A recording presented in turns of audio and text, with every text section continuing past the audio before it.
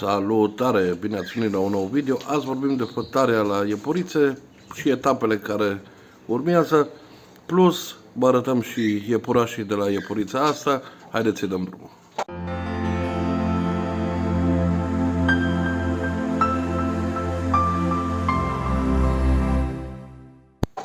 Da, primul indiciu care îl aveți înainte de apătare este că se pregătește să facă cuibul.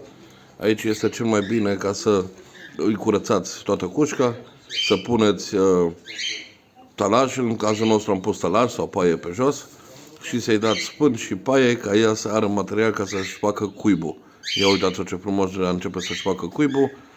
Asta este momentul, în mod normal, unde cel târziu aici știți că ea urmează să pete. Asta de obicei face cu 24 de ore înainte sau, cel mai precis, cu câteva ore înainte de a păta. Da, și cum am mai zis și în videourile trecute, care mai avem și playlist cu iepuri, dacă vreți mai niște informații despre iepuri sau acolo mai fost vorba de montă. După ce dați monta, notați-vă data, 28 până la 30 și ceva de zile, 31-32 de zile, în funcție de mărime și de rasa iepurilor, ea urmează să fete, așa că este foarte important ca să știm asta. Și cu 2 săptămâni înainte de pătare, bineînțeles, începem să hrănim puțin altfel iepurița, cu mai mult cu vitamine, cu hrană proaspătă, mai bogată în proteine, ca ea ca să fie pregătită pentru pătare și pentru, bineînțeles, a crește pui.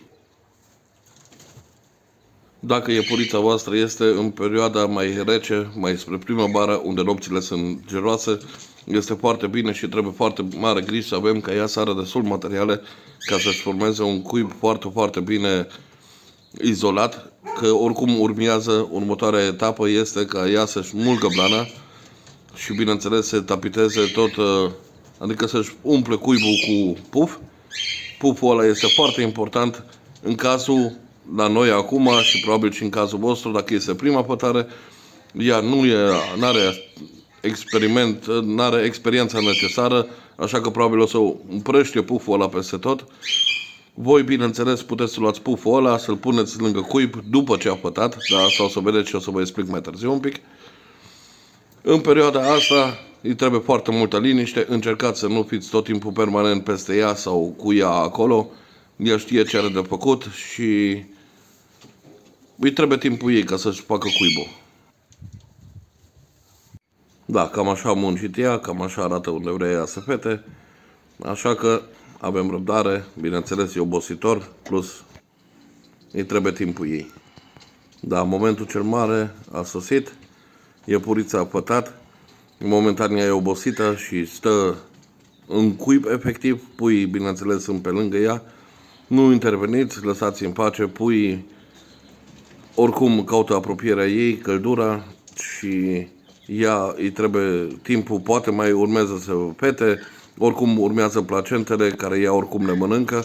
Este foarte important să le mănânce pentru că prin aia automat se formează laptele și are proteinele necesare pentru a forma laptele. Ia uitați, aici se văd deja 3 puiuți. Așa că noi nu știm dacă efectiv la faza asta nici voi nu o să știți dacă mai urmeze să pete sau dacă toți puii sunt pătați. Așa că cel mai bine păstrați distanța și lăsați-o pe ea în pace, că altfel se agită și fuge și vă împrăște puii peste tot în cușcă. Așa că răbdare, răbdare, răbdare. Eu am mai lăsat cam o oră jumate. După o oră jumate am zis să verific, să văd cum stă situația. Dar cum vedeți, ia uitați, 3 pui în cuib. Cel mai important este aici, nu puneți mâna, uitați așa, luați blana de a ei, plecați-o de mână, bineînțeles, înainte ce ați spălat-o, ca să luați mirosul iepuriței și puneți peste pui. În caz că vedeți că pui răsfirați prin cușcă, uitați, aici este unul mai în spate, îl luați finuț și îl puneți peste ceilalți, hopala. Că ei se încălzesc unul pe altul și bineînțeles la prima pătare probabil și la voi o să fie unde trebuie să o ajutați. Cum am zis și înainte, luați puful, puneți frumos peste cuib, aranjați cuibul un pic așa ca să fie puțin margine mai înaltă, să nu vadă puii să plece să fugă. Că ei nu văd, nu aud, efectiv sunt și în pielea goală, n-au niciun strop de blană pe ei. Da, și formăm așa prin nuți cuibul. Bineînțeles, în cazul nostru, o fericire, iepurița e blândă, dar în caz că vedeți că e agresivă, cu o mână țineți-o mai la distanță și cu o mână puteți face cuibul. Da, în moment ce am format cuibul, lăsăm puii și pe ea în pace. Bineînțeles, dacă vedeți, uite, în cazul nostru chiar a pătat lângă mâncare, deasupra când se închide ușa este imediat și apa. Ia uitați ce curioasă, imediat vine să vadă ce fac. Trebuie mutat de acolo ca puii să nu fie mâncare și apă în apropierea puiilor. Da. Și cam așa sunt etapele. De aici începând, cam așa au fost etapele, de aici începând, cam verificăm o dată de 2 ori pe zi dacă totul este în regulă. De preferat este o dată. În caz că observăm că ceva nu e în regulă, putem interveni. Iepurița are nevoie acum de vitamine multe, așa că băgați hrana bună în ea. Da, și suntem la iepuriță. Acum o să urmeze să verificăm cuibul, să vedem dacă iepurașii sunt bine, dacă sunt bine hrăniți. Dar, haideți să o luăm încet.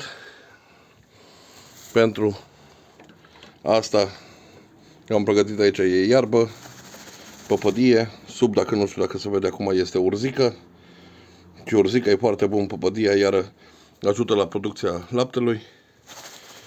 Stați să vă arăt și urzica.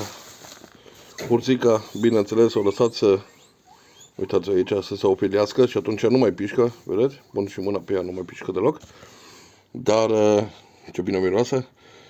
Floare, păpădie, cum am zis, urzica și păpădia, mai ales urzica și păpădia, ajută la producția laptelui.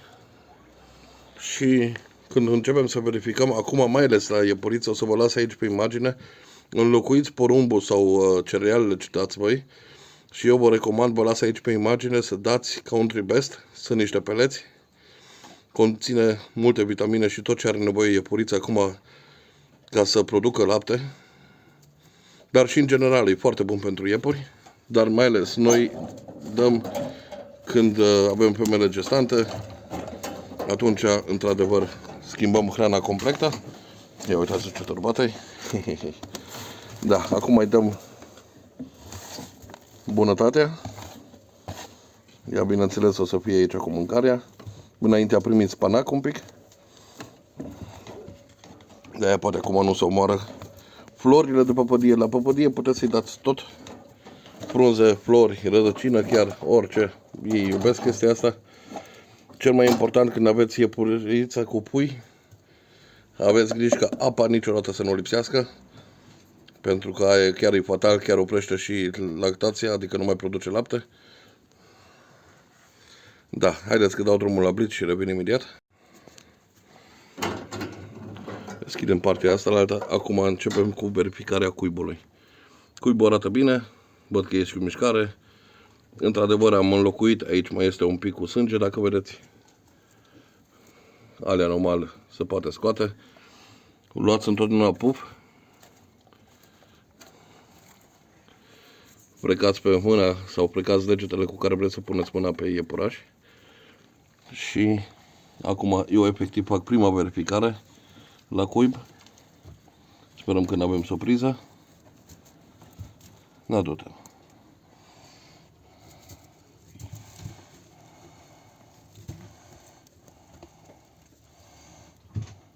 Da, tu ești bine. Da, cuibul pare și uscat.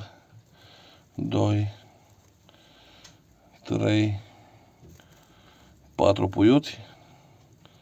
Da.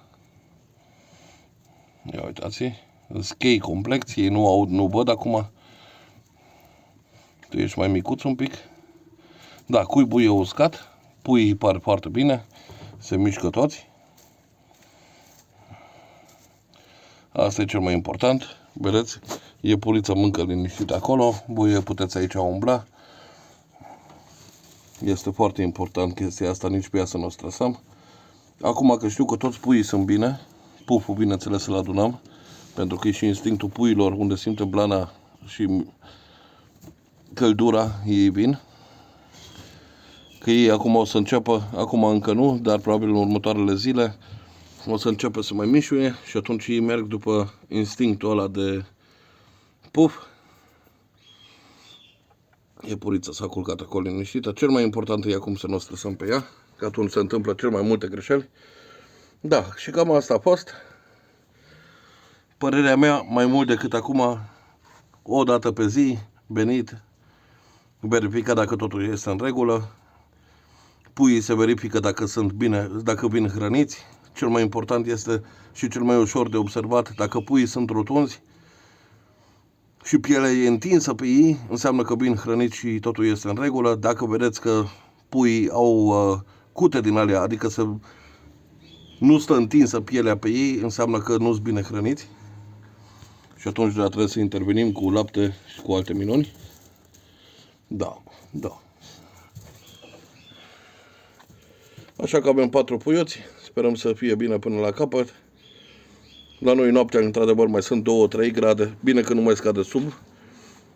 Dacă aveți așa cușcă asemănătoare cum am eu, haideți să vă arăt cum fac eu noaptea.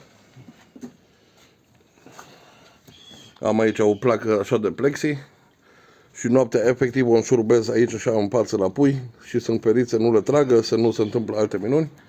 Dacă nu aveți așa plexi și nu vreți să închideți acolo, puteți agăța o pătură sau o cârpă în față, efectiv așa în față, unde e ușa și atunci ei sunt feriți de vânturi și alte minuni.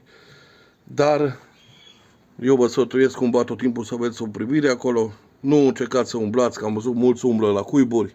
Într-adevăr, nu e eu știu ce mare lucru fatal, că iepurița oricum merge la ei din instinct, dar o stresați aiurea. Ea oricum e stresată și are mult de lucru acum cu ei, așa că primele 24 de ore după fătare ea oricum nu alaptează, dar după aia începe în mod normal să alapteze. Dacă nu vă speriați că iepurița oricum merge o dată pe zi și aia probabil noaptea să alapteze, în cel mai bune cazuri merge de 2 ori, dar de obicei eu ce am observat, o dată alaptează și aia de obicei noaptea. Da, haideți că mergem să vă arăt și cât de mare au crescut puii de californieni și după aia și încheiem video. Aici avem puiuții, ce puiuți, că deja iepuroi și iepuriți în toată firea. Aici în față el este iepuroiul și în spate avem 2 iepurițe, așa că probabil iepuroiul o să-l dau. Sau să vedem cine îl vrea, poate chiar și o pereche, deci una sigur o să țin de aici. S-au făcut chiar foarte, foarte faini, sunt foarte sociabili. Da, măi, mâncăcioșilor. Da. Au trecut cu bine totul, acum o să urmeze oricum să le facem coști. O să iasă și ei apar, momentan stau aici, dar noi îi scoatem regulat apar și în curte, zburdă, deci nu e așa mare stres. Da, sper că v-a ajutat video ăsta un pic. Până data viitoare, toate cele bune, ceau!